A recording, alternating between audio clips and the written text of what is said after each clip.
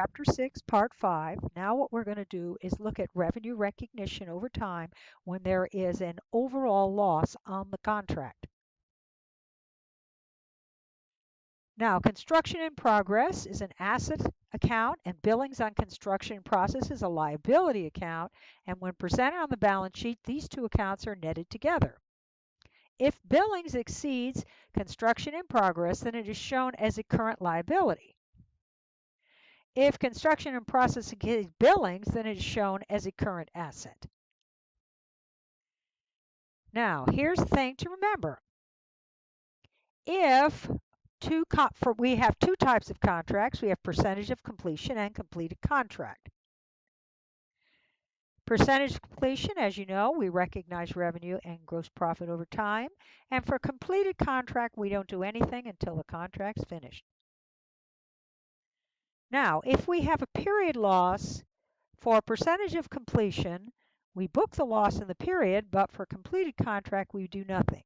However, if we're estimating that the contract overall is going to be a loss, then regardless of the method used, we have to book the loss. And in the case of completed contract, you only book the loss. You don't book the revenue or expense until the end, just the loss. So let's look at the same problem we looked at in Part 4. So we know it's a 3-year contract and the maximum they can bill is $900,000. Now the first thing we want to do is determine the percentage complete so we can figure out the revenue. So cost to date, estimated cost to complete for each year. And then we're going to take the year-to-date cost divided by the total estimated cost to complete to get our percentage to book the revenue. So for 2023, it's going to be $270, which is our cost to date, divided by our total cost is 45%, times 900. So the cumulative revenue we can recognize is $405 in 2023. In 2024, we can show cumulative of $675, which add the revenue recorded for both 2023 and 2024 be $675. If we only want it for 2024, we have to subtract out 2023. And then for 2025, we always book 100%.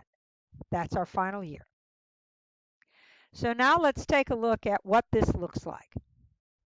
So for 2023, we get 45% of the revenue. We did that in the previous we take away our expenses and we can book a profit of $135, revenue of $405, expenses of $270.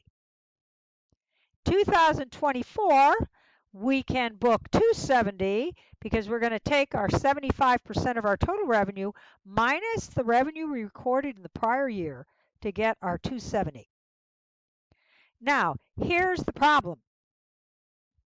We have an overall loss that we know on this contract when we're done, we're estimating we're going to lose $20,000. What you need to do is, you know what the revenue is based on percentage complete. You know what the loss is based on our total cost minus our total revenue. What you then have to do is plug the expense. So, the year that it's determined that there will be an overall loss, then you must book the total loss by adjusting expenses. So instead of the $690, which is the year-to-date expense, you take the $675 in revenue minus the total loss, and you book the difference of $695 as expense. So remember that. A lot of people get stuck on that part. Now for 2025, we book 100% of the revenue. Minus our expenses, we adjust for what we've booked in the past, and the amount of loss we book in that year is $30,000.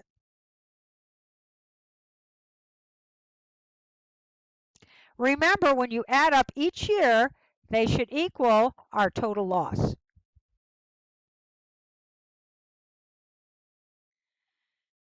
Now, our journals, you want to still go ahead and do building and construction in cash to determine the annual amount so you could do your journal entries.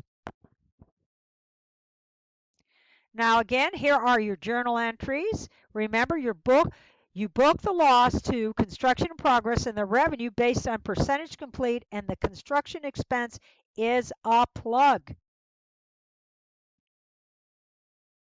I always like to do T accounts because I think it's very helpful so you can visualize.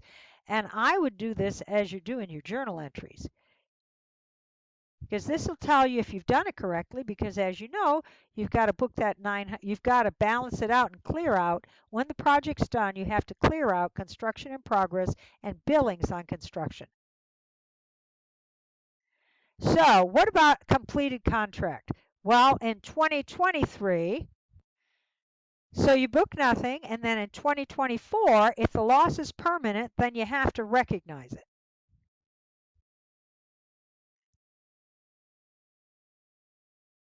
So you would just recognize the loss of 20,000.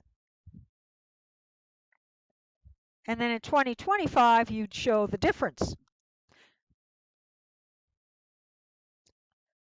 of 30,000.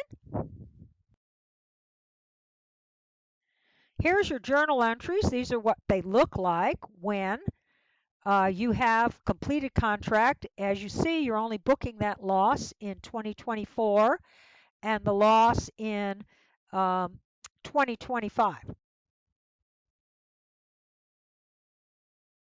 Now again, here's our T accounts when we use completed contract. Again, you have to zero out those accounts.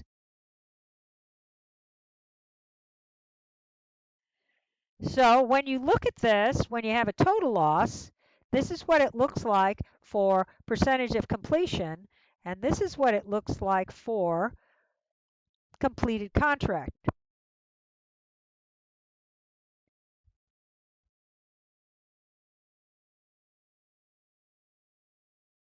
So we only recognize the loss, we don't recognize the revenue. And that ends part 5.